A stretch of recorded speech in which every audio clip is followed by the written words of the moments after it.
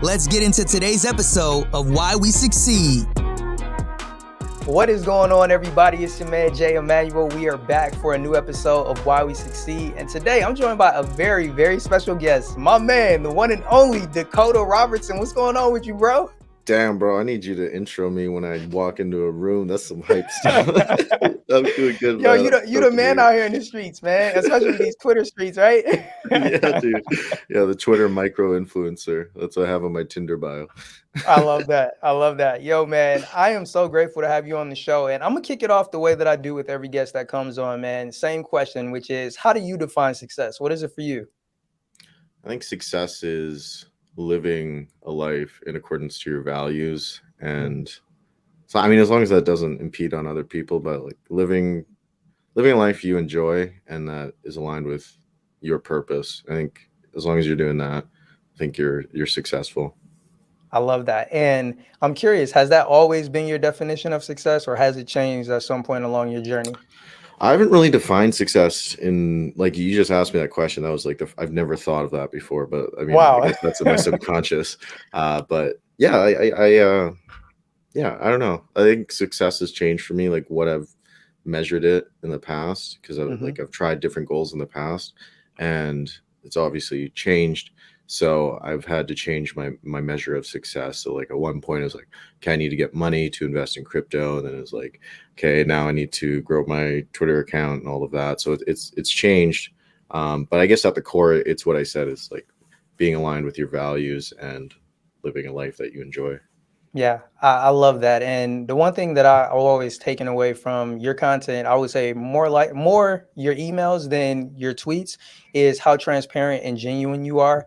And I'm curious, with that in mind, like, what are some of the things that you value most along your journey and even just in life in general? Yeah, so I think my number one value in life is freedom. And so that's like freedom of expression, freedom of choice, and just living a life where you are in control and you're around other people that you genuinely enjoy and all of that. So like, yeah, just, I don't know, just my measure of success is just being free and living a life just where you can control all those outputs. I totally forget the question. What was the question? Yeah, so the first question was just how you define success, and you answered that. And then my follow-up to that was asking you about the things that you value most in life. Oh, okay. Yeah. Freedom is definitely my top one. And then yeah, I think everything else stems down from that. So I hate being told what to do by people I don't respect. So in that aspect, that goes against my values, and that's what pushed me to pursue this path. And then I value experiences. So having great experiences with friends. I love traveling. I backpacked Asia for a while, which completely changed my life. I value just being around people and having great experiences together. I think that's probably like up there with freedom. Nice. Yeah. I do like pineapple pizza too. I value that. But me as well, man. Like I know it's something that you mention all the time, and like people fall on one end of the spectrum or the other. And yeah, man, I'm with you. I personally like pineapple on my pizza. Like my two go-to toppings are pineapples and jalapenos. So like it's like the sweet and the spicy. So I'm totally with you, bro. You get the best of both worlds. Best of both worlds for sure, man. And I'm curious, what sparked that discovery of going to Asia, backpacking? Was that something that you had always planned on doing, or was it something that was like an opportunity that presented itself and you took advantage of it?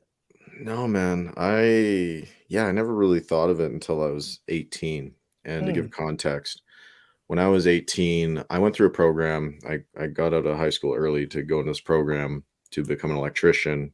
And so you got to grad early, you get this free education to become an electrician, all that stuff. Because I didn't know what I wanted to do when I was in high school. So I was like, oh, okay, I'm just going to kind of follow my brother's footsteps because he became an electrician. I'm just going to make money while I figure stuff out. So I was an electrician, and man, I'm from Canada. So I was working the oil and gas rigs in Alberta, and Alberta is really cold and really miserable, not much going on. So I moved provinces I would work out of province, and I'd work on these oil and gas rigs and I'm working 12, 14 hours a day, Mm. 7 days a week. And all I did was eat, sleep, and work. That's all I Yeah. did. And right out the gate, I wasn't depressed, but I was like heading in that direction. I recognized Mhm. that because it's like, Yeah. man, I'm this is all I'm doing. I hate this work. Everyone around me is miserable. And I was just like, oh my God, I can't do this, man. So at the time I was listening to a lot of self-improvement podcasts, and one of them was The Art of Charm, or I think it's the Jordan Harbinger show now. Mhm. And the host, he was talking about how he went to Asia, he went to Vietnam, Mm. and it was one of the best experiences of his life, and it was life changing. And I don't know, I just listened to that. I was like, oh, that's cool. Like I just didn't think too much of it. But the more I was working as an electrician, the more miserable I became. Mm. Man, I was working on these oil and gas rigs, and I had mud up to my high shins, and I'm just moving around like this is so miserable. I would legit go to the outhouse. I wouldn't even Mhm. go to the bathroom. I would just sit there, and Wow. I was just so dead inside. I would just sit there because I Mm. just needed a break. Mhm. And I remember after my shift one day, I was just standing there at the end of the day, sun setting, one of the most Mhm. beautiful sunsets of my life. And I just remember, super dramatic, but I remember looking out on it and I'm like, man, it's so beautiful. I wonder what else is out there, you know? Yeah. And it just kind of like clicked, like, I should go travel. Like I'm young. I don't got Mhm. a wife. I don't got kids or anything like that. I'm making all this money. It's like, I don't really care about the money at that point. I was making decent money, but it's Mhm. like, man, like what's life? Like, screw it. Like I'm going to go book a trip to Asia. So I booked a Yeah. trip to Asia. One of the best experiences of my life. This was like 6 months later. But Wow. yeah, it was amazing. It completely changed my life. I'm curious, what is the most notable thing that sticks with you about that experience that you had in Asia? There's a few. Some I'll leave out because it's like not PG-13. Yeah. But man, I remember riding around on mopeds, and we did Mhm. this 3-day loop in Vietnam, and it was one of the best experiences of my life because along the way we had so many screw ups and people falling off the mopeds because we made friends with people at the hostel and stuff. Wow. And it was wild, like all this like crazy stuff happened. But just like riding on these scooters, Mhm. and you're like, wow, I'm legit across the world right now. Yeah. And we're riding these scooters and just seeing the most beautiful landscapes. It was green and lush, and you're just going around seeing all these different cultures. Like there's legit people that um people would take pictures of us because they've never Mhm. seen white people before. Like Oh, legit, they've wow. never. Yeah, we're in like the north part of Vietnam, Wow. and it was mind boggling. It was so interesting. Yeah. But yeah, just seeing their reaction to white people, and Mhm. just how interested they were in it. It was like a culture shock for both of us. Yeah. But yeah, definitely that 3-day loop where we just rode mopeds. It was so cool. It was Yeah. beautiful. It's almost like the embodiment of the freedom that you were talking about, right? Exactly. Like Yeah. Yeah. it's And like that's what. being in the moment, right? Yes, exactly. It was very, very present. And you don't have to worry about, oh, like I got all this work to do and all that stuff. It's like, no, you just like just chill out, just be human. And at the core, like I think we get really mixed up with our day-to-day lives. Like, oh, I gotta like get all this work done, and I gotta like create these tweets and all that stuff. Mhm. Um and you get kind of caught up and you forget like what is life, or like what's meaningful to you. Right. What is meaningful to me is like freedom. And that trip really made me realize, oh, I value freedom. And Mhm. that really set in my head, like I want to work a job where I can go travel anywhere and do what I want to do on my own terms. Yeah. Oh man. And how did that eventually unfold into what you're doing today? What was it, something that you planned out, or did that just kind of fall in your lap? Yeah, so for a bit of background, so I went on that trip for 3 months, Mhm. and I came back, went back to being an electrician because I needed money. And I was continuing to listen to the podcast, just like figuring out, okay, what can I do? Can I figure out what kind of entrepreneurial stuff Mhm. uh, can I do to kind of live on my own terms? So, long story short, I tried uh, I tried Amazon FBA, I tried fixing iPhones, repairing them, flipping them. I tried flipping on eBay, Wow. blogging, all this stuff. And I didn't stick with it because I just didn't really care about it. So Mhm. I did it for a few weeks and I would stop with each one. Mm. And I eventually stopped being an electrician. I'm like, okay, I'm going to go to college. I'm going to be a high school teacher for English and psych because Mhm. I know it's something I would enjoy, but Mhm. college was also a plan B for me. Okay. So I was like, I'm going to just go to college in the meantime. I'm going to try to figure out what I want to do on the side while going to college and all that. Yeah. And yeah, so I was in my second year of college and more context, sorry. I was on Twitter because I was investing in crypto in 2018. Because when I was an Okay. electrician, I was investing a crap ton into crypto.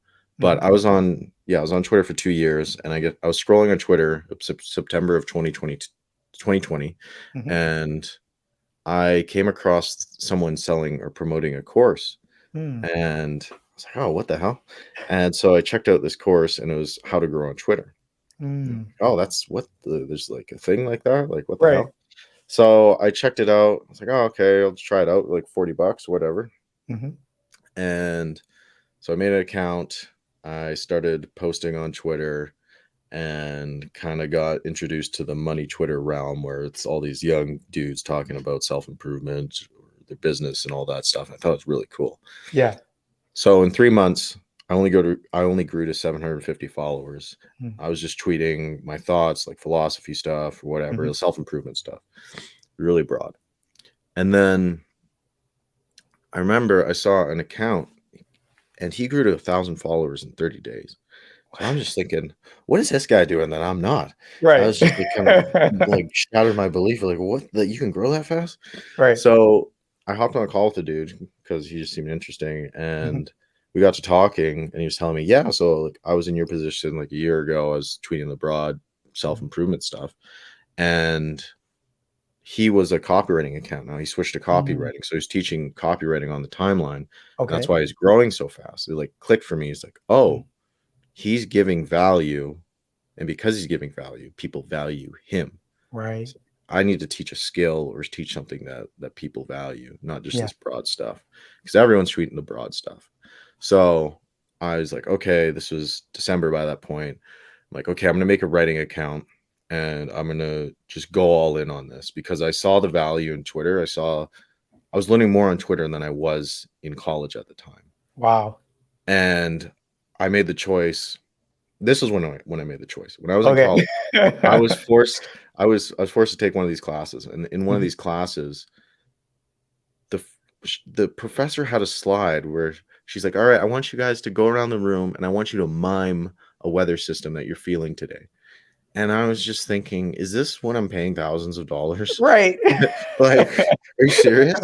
I'm learning more on Twitter for free. So like Right. that's when I made the decision. I'm like, okay, I'm gonna drop out of college. Like I'll do this semester and then I'm gonna drop out. So December Mhm. came around. I'm like, okay, screw it. Dropped out of college. I quit my job at Domino's. And I just went all in on Twitter. I'm like, I'm gonna make this work. I don't Right. care how. Like I started from 0 followers because I made a new Mm. account. So I'm Okay. like, I'm gonna make this work.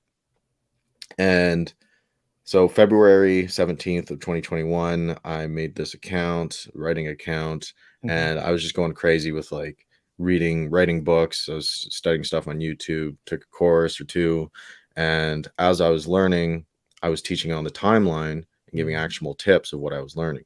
Mhm. And where it took me 3 months to get to 750 followers, this time it took me 1 month to get to Mhm. or 1,000 followers, 40 days Wow. to get to 1,000 followers. So I just realized, okay, I'm onto something, and just kind of kept going with it, kept growing my following, got to Mhm. like 4,000 followers, and that's when I realized, okay, like now I got this like small audience. How can I monetize this? Yeah. And at the time, J.K. Molina, he was talking about ghostwriting and how he was making money from ghostwriting. So growing Twitter accounts through writing and content creation, stuff like that. So I originally thought I was going to be a copywriting account, like Mhm. and be a copywriter. But then I Mhm. was thinking, okay, why would I be a small fish in a big pond? Because there's so many copywriters out there when I can be a Right. big fish in a small pond when this ghostwriting thing's new. Not many Mhm. people know how to grow accounts. I can combine copywriting with my experience and just grow other people. Yeah. So long story short, I hired a coach, Dan Coe. He helped me spin together an offer and all of that. November rolls around. I launch it. Within 30 days, I'm at $11,000 a month, and just going ham with the Wow. ghostwriting. And then I've just been scaling it from there. Wow. Yeah. That's amazing, man. Because one of the things that we talk about here on Why We Succeed is how content creators can get to that first 1K plus per month. And one of the things that we always like to point out is how important it is to develop a money making skill. And in your case, I know you have acquired a lot of skills. Which one would you say is the most valuable money making skill that you've developed? Writing, Yeah. because at the end of the day, it's communicating. Mm-hmm. And I mean, sales is an amazing skill too. But I mean, I'm a horrible salesman. And well, I'm not horrible, but I'm not the best. Like, that's definitely not my strong suit. Yeah. But I was able to close $3,000 a month clients, $5,000 a month, like 7K now, because I've built up this brand, and I've built up this brand because I was able to write, and I learned how to communicate my thoughts in a way that's persuasive or in a way that resonates with people. And because at the end of the day, writing is just thinking. And if you can communicate your thoughts, and you have good thoughts or good ideas, and you can communicate that, then it's going to resonate with people, and you're going to get followers, you're going to get diehard fans, you're going to resonate with people. And if you can do that, you don't even need to sell to people that hard. They just know, like, and trust you already. So I think writing's the most powerful skill you can learn. Maybe I'm biased, but it's also something I enjoy, so I can excel at that. Because if it feels like a game to you, and it feels like work to other people, then you're just going to put in way more work, and you're going to excel that much more. So maybe writing for me, but for other people, like, what do you enjoy? What can you do for hours on end? And I think that's probably the skill you should double down on, if you can bring value to other people in some way. So maybe for me it's writing, but for other people it might be sales, or maybe it will be fitness coaching or something. So just find what you're very interested in, and then double down on that, and then that will be your unfair advantage. And because you can hire writers, or you can hire a salesperson to make up for what you don't want to do or don't like to do. Yeah. But writing has been most important to me. Nah, man. And one of the things that you pointed out that I think is so important, and people should definitely take note of it, is if there's something that you enjoy doing, that it's absolute fun for you, but other people consider it work. Oh man, like that's a sweet spot, because you'll always be able to, for lack of a better term, you'll laugh them, because while it's drudgery for them, like it's fun for you. It's light work. It's like, yo, I enjoy this. So if you can find that type of sweet spot, that is definitely, like you mentioned, that's the place to plant your flag. And especially if it's associated with a money making skill, I mean, there you go. Exactly. I would suggest for people listening, listen to the Naval Ravikant podcast with Joe Rogan. That was one of the best podcasts I ever listened to, and it will completely, like, reframe how you think about life and, like, your skills and productizing yourself. It's one of the best podcasts I could recommend. Oh man, I'm gonna have to go check that out. I appreciate you for recommending it, bro. It's so good. I listen to it a few times every year. Wow. Yeah, man. Like I've heard like mentions of his book, and like I've got it, and it's on my list of books to read. But yeah, like I would love to check out the interview that he did with Joe Rogan, because Joe Rogan has a really great way of bringing out and extracting the great information that you can just take and apply. Yeah, dude. Like, if you just listen to that, you're set. Game changing, right? Yeah, it is. It really is. Oh man. So I'm curious, man, if you had to start all over from scratch, what would you do? What would you do differently? Yeah, I would pick a skill that I was interested in right away, because it took me a while to kind of figure that out. And if you don't know what to do, you can ask like 5 of your closest friends, like, what do you think I'm good at? Or like, what do you think of when you think of me? And usually, like, people with an outside perspective, like, can see it better than you can, because you're just all in your head and stuff. So if you can't figure it out, ask a few people and all that, because all of us have a skill or something we're very knowledgeable in that we have an unfair advantage of. So kind of figure that out, and then think, okay, where's the overlap of my interest or my skill plus what people want or where there's demand for. So you might be really good at basketball, but if you're trying to grow an account on Twitter or like create a business with that, it might be harder because there's lack of overlap. Maybe there isn't, I don't know, but like just thinking off the top of my head, if you want to tweet about basketball, it's going to be harder to grow or harder to monetize because I mean, like maybe you can do online basketball coaching or something, but try to think of stuff like where you can make other people money or you can improve other people's health or improve their relationships. So health, wealth, relationships. So you can be say wealth, you can be a copywriter, make people more money. Health, you could be a fitness coach, help people lose fat, or relationships. Maybe you can be a dating coach, speaking coach, stuff like that. And then just start consuming a lot of content. So if you don't have money for a mentor or courses, stuff like that, just go on YouTube. There's so many experts teaching stuff. And I would consume like 40 hours of content and just kind of go crazy with that. And then I would start building an audience. And a lot of people screw up with audience building because they're tweeting the easy stuff, like the feel good platitude stuff, where if you believe it, you can achieve it, stuff like that. But sure, you can get likes with that, but you're not positioning yourself as an authority. You're not positioning yourself as knowledgeable in one area. And because of that, when you go to sell something down the line, sure, you can have 100,000 followers, but if you never tweeted stuff around a skill or something you can sell, no one's going to buy from you because you haven't demonstrated that you know what you're talking about. So sure, it's harder to grow an account just teaching a skill, but it's way more worth it because you can monetize it. There's going to be so much more opportunities. You're going to get higher quality followers down the line. So what I would do, one piece of actionable advice every day, like pick one social media platform and then give one piece of actionable advice every day around that skill or topic you want to talk about.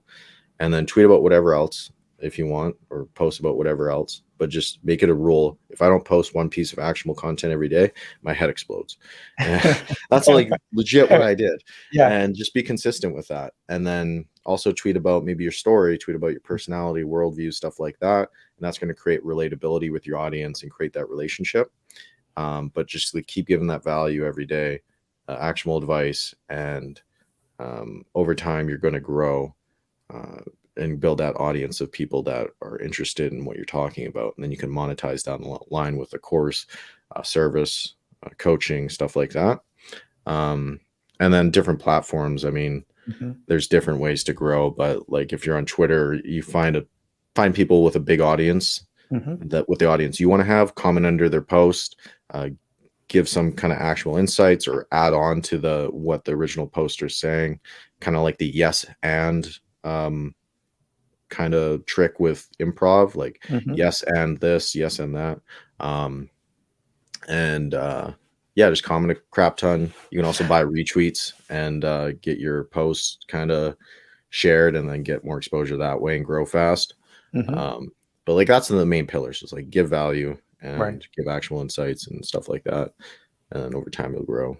That all of that is extremely valuable. And the one thing that I think is always important to talk about are the challenges that we overcome, because sometimes people can look at the success that you're experiencing today and think that, hey, you didn't go through any challenges. It hasn't been tough at all. So I think it's always important to highlight and share and discuss some of those challenges that you've encountered along your journey. Yeah. So one of the biggest ones was, well, first off, not knowing what to do, because I was just all over the place. It's like, oh, I'm gonna try this, try that, try day trading, try the blah blah blah, and I just like had lack of focus, and I wasn't interested in these things, a lot of these things. So I was just like, I would do it for a little bit, then give up, do it for a little bit, give up. So that's why it's very important to find something that interests you. So for years, I was just like all over the place.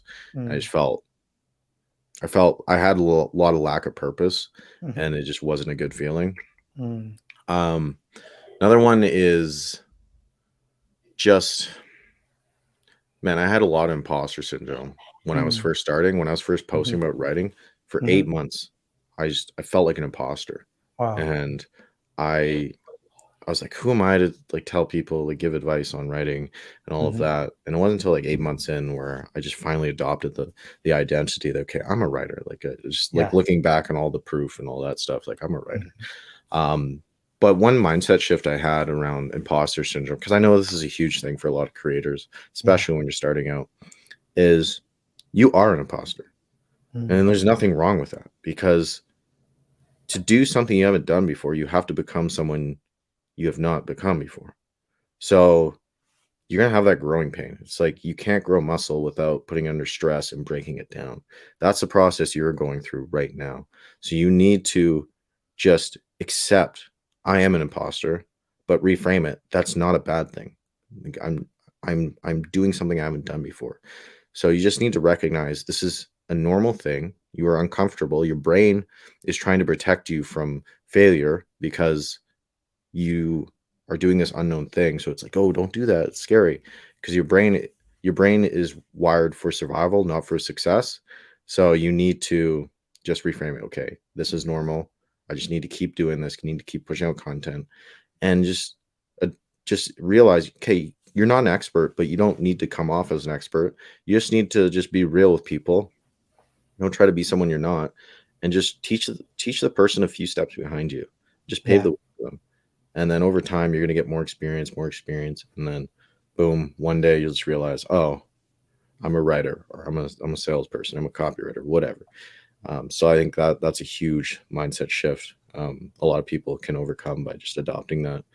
that identity. And then, man, like I continue to have that, like where I'm doing Mhm. new things. I'm very uncomfortable and I just have these self-doubts, but I just have to recognize, Mm. okay, just it's a Yeah. good sign. It's a sign I'm growing. I need to lean into this discomfort.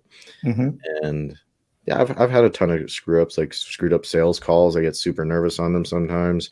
Mhm. I've had like screw ups with clients before where it's like, oh, like it's Yeah. just last week we had a screw up where Mhm. we had a wrong headline go up for a client, and I like legit lost a Yeah. client early. Like the Wow. contract was just ending, but we lost a client early. That sucked. Mhm. But yeah, it's all part of the game, you know. You're just getting more Yeah. experience, and then if you realize, okay, I'm going through these screw ups, but this is more experience for me. So down the line, when I'm teaching other people or coaching other Mhm. people, I have this experience like, oh, dude, I went through that. Like, don't even Right. worry. Like, it's like this is how you get over that. Blah blah blah. So it's really cool just to go through that hero's journey, Yeah. and it's just all experience, man. And it sucks in the moment, but then you look back on it and all those years later, like, man, Mhm. I'm glad I went through that, because if I didn't go through that, I wouldn't have this context, or I wouldn't have learned this lesson. Right. So a lot of it's mindset, man. Mhm. Like we always know what to do, or not always, but most of the time we know what to do. It's Mhm. just our mindset or fear of failure that prevents us from doing it. But we just need to like lean into it. Nah, that's so true, man. And I think another thing is I'm really glad that you pointed out you kind of embrace it, right? And most time people want to flee the imposter syndrome, like they don't want to embrace it. And I'll be honest, like I never even considered it that way. It's like, you know what, yeah, I'll embrace that title and just know that it's only temporary, and at some point I'm no longer going to be an imposter. But if I embrace it, it can't have that power over me. So nah, man, that's really good. I used to have Mhm. social anxiety, Mm. and like I would all the time I would just tell myself like, oh, I'm socially anxious. I'm this. I'm that. Like I'm fixed. Like that. I'm just socially anxious. And then it wasn't until I read a book, I think The Six Pillars of Self-Esteem by Nathan Mm. something, where he was like, challenge your beliefs or challenge your thoughts. Mhm. And I was like, okay. So like when the thought would come up, like I am socially anxious, I would I would stop, be like, oh, wait, I'm socially anxious. No, no, like I'm experiencing like a feeling of social anxiety, but it doesn't mean that I am socially anxious. Because Right. once you put that label on yourself that I am socially Mhm. anxious, you become fixed, and you're like you just Mhm. adopt that identity. So Mhm. that's when you can stop, be like, oh wait, I am not socially anxious. Like you can stop and be like, okay, this is just a feeling I'm having. I do Right. not identify with this. And you kind of think, and you're like, okay, let's look at some evidence in the past where I was confident. Like Mhm. maybe you got that girl's number at the cafe, Mhm. you went up to her, maybe you did this speech or something, and you're just like, oh well, I mean, based on previous evidence, like I'm confident. and then you Right. can just reframe that stuff. So you can just apply that kind of reframing to a lot of things and adopt different identities. We're more Yeah. in control than we think. Yeah, man. That point that you just made, we're more in control than we think. And I think sometimes we allow our feelings to control us, not recognizing that we have complete control over our feelings. Like you mentioned, once we can just stop and acknowledge the fact that, okay, this isn't who I am, but this is what I'm feeling.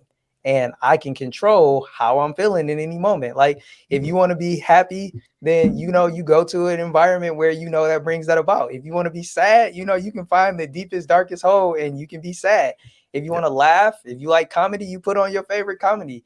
There's ways to change our moods, but oftentimes we don't recognize, like you mentioned, the control that we have in that situation. Yeah, man, it's so powerful. Just the stories we tell ourselves. Yeah. It's probably one of the most powerful things you do in your life. Right. Now, the other thing that I wanted to kind of touch on with you and is relationships, right? I feel like one of the keys to our success are the people in our lives that have helped us to get to where we are. What would you say are some notable people who you feel like have helped you along the way, along this journey? I know you mentioned a few people during our conversation, but there's anybody else who has really played a pivotal part. Who would that be? Yeah, so right away, my mother, she Mm. was she was a very beautiful woman and very crazy, like in a good way, fun way, and it really rubbed Yeah. off on me and my personality. But early on, man, as a Mhm. kid, she really drilled it in my head, Dakota, like, do not work for somebody else, like start your own Mm. business and uh, just just really carve your own way in life. And that Yeah. was like I didn't appreciate what she was telling me at the time, Mm. but later on, I just realized, oh, she like kind of brainwashed me into like, pursuing this entrepreneurship path. And I'm very grateful to like all the values she instilled in me. Like she told me all Yeah. the time, Dakota, don't lie, cheat, or steal. Mm. Just like stuff like that. She's a very, very loving mother. And I'm very appreciative of her and her influence.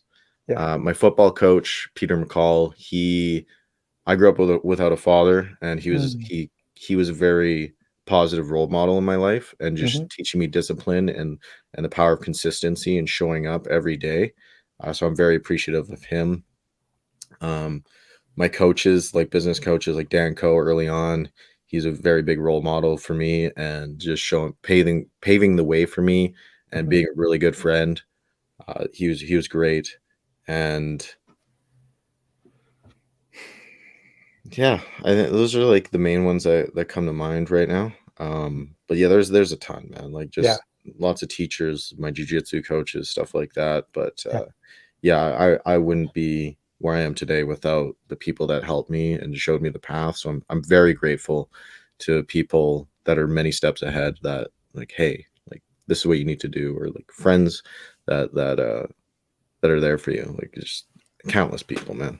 Yeah, it's so important. And I think I always like to ask that question because I think sometimes people feel that we do everything alone, especially when they look at successful people who have a personal brand. They think, oh man, it's just that one person and they're able to do all of this. But in reality, man, we have other people that have helped us along the way and are probably still helping us, whether it's a team of people that you have, or like you mentioned, your friends, your supportive loved ones. So yeah, man, that's vitally important. Before we Yeah. wrap up, man, there's this fun little segment I like to have with my guests. It's called Pick Three. The way that it works is I'm going to ask you to select three random numbers. And then based on the number that you select, there will be a question that I'll ask you that goes along with that number. Ready to play? Cool. Yes, let's do Cool, it. cool. So what would you say is your first number between 1 and 16? Let's go 3. 3. The question is, what is a book that you want to read but you haven't picked up yet? Man's Search for Meaning by Viktor Frankl. I just keep hearing it by like all these people I look up to. They're Mhm. just saying it's how impactful that book was. So I definitely want to get around to reading that one. You'll enjoy it, man. I actually, similar to you, I heard so many people mentioning it, and I finally read it this summer, and I was blown away, man. Like he drops some really good gems, especially when it comes to our perspective on suffering and how we perceive it. It's very similar to what you were talking about today about reframing, and he shows you through people's actions how a person accepts or overcomes that trial and that tribulation and those struggles that they go through, man. Yeah, it's a powerful book. Damn. See, now another person telling me. I gotta read it. Yeah, and the good thing about it, it's not super long either. So like it can be a fairly quick read too. Yeah. So what's your second number between 1 and 16? Let's go with 7. 7. The question is, if you could go back in time, what is one thing that you would change about your business or how you got started? Oh, that's a good one. I probably would have hired a coach sooner because myself, I am a procrastinator or a perfectionist. I'm like, oh, I need to have like all this perfect stuff set up. And one way I overcame that was I just spent a lot of money on a coach. Yeah. And what that did was it held me accountable because I'm like, oh, I spent all this money and I got to get my money's worth. Like I got to like put stuff into action and make moves, like, because a lot of us, we want stuff to be perfect and we're like, oh, I can't do it yet. But when you hire a coach, a lot of them are like, okay, no, stop like trying to perfect stuff. You just need to execute on stuff and do this, do that, do that. And then you're like, oh, okay, I guess I'll do it. Because myself, I'm more accountable to other people than I am to myself typically. So that's a big life hack that I learned early on. Like I'm pursuing this new offer for my business. And again, I caught myself, okay, I'm doing all this like perfecting and all this stuff. And I'm like, I need to like stop doing this. Man, I spent $30,000 in the past 3 months on coaching. I would just like take action and like know what to execute on. So just like, yeah, I think if you can't afford it, definitely like get a coach because they're going to show you the way. They're going to just execute on this, that, and they're going to save you so much time, so much headaches. You're going to save money like long term because I mean, you're not going to make these expensive mistakes. You're going to save time, so there's no opportunity cost. If you can't afford it, I would highly recommend it. If you can't, like, yeah, stick to YouTube, books, and all that stuff, and make sure you vet who you're getting coaching from, because there's a lot of people that just don't know what they're doing, or they don't have your best interests at heart. So you need to really like look into like, who is this person? Have they done what I want to do? Do they have integrity and stuff like that? So that's one thing I'd say. Get a coach sooner. Nah, that's good. That's really good. And what's your third number between 1 and 16? Let's go 16. 16. The question is, what's a notable opportunity that you missed out on or that you were able to take advantage of? So you can choose which one. Yeah, so I'd say crypto. That was 2018. Yeah, so I invested in crypto 2018 to like 2020. And the whole time I was investing, I was just seeing my money go down most of the time. Just like kept going down. But I was able to zoom out and I'm like, okay, what's a long time horizon on this thing? Like, sure, it's starting to crash right now, but I see all these smart people talking about, okay, crypto in 5-10 years is going to be something big. And I was just thinking, okay, where are we heading with society? And what is this technology doing? And is there utility? And I just thought, yeah, obviously. So I invested a lot of money, like all my money into crypto, and people thought I was crazy around me. Like, oh, you shouldn't be investing all that money. Like, oh, blah, blah, blah. Like, what if it keeps crashing? And it did keep crashing. And people around me were telling me, like, what are you doing? Like, you're crazy. But one framework I've had in my head is like, you should take advice from people who are where you want to be in life, or who have a quality or trait that you want. And the people that were telling me don't invest in crypto and all that, they weren't in positions where I wanted to be in life. They weren't like wealthy. They weren't like very successful. So I was looking at people on the internet that were talking about crypto, and I was like, oh, that makes sense. And they're in a position where I want to be in life. So I'm gonna listen to them. And I'm glad I did, because late 2020 rolled around and started to pop and go off. And I made a decent amount of money, and that's what allowed me that gave me a safety net to quit my job and quit college to pursue Twitter full time. And if I didn't take that risky bet on myself, then it would have been a different story. I don't know if I would be where I am today or as fast as I would have. So just kind of like, it doesn't even just apply to crypto, but I mean, like starting a business, a lot of people say it's risky, you should go to college and all of that. And Yeah. sure, that might be the right decision for some, but I think you should look at who are the people that are telling me what to do. Are they where I want to be in life? Right. If not, I wouldn't put too much weight to what they're saying, because everyone has opinions, but few people have experience. So I would apply that framework to a lot of different areas in your life. Oh man, that is so good. Yo, Dakota, it has been such an honor and a pleasure having you on the show. Before we go, man, I just want to hand the mic over to you. Are there any questions that you like to ask me personally, or any last or closing words you like to leave our viewers with? Yeah, I mean, what's the most common pattern you've noticed with the people you've interviewed? Like, one of the positive qualities, or like things that made them successful? Curious, because I know you've interviewed quite a few people. I would say one of the patterns is something that you mentioned earlier, is being able to acknowledge the fact that we're not perfect and that we need help. And I think it goes back to what you were talking about in regards to like getting a coach. For you, it was having that accountability, being able to overcome the perfection, being able to overcome, the procrastination. But for other people, it may be something completely different. They may not know exactly how to structure things, the right way to properly plan.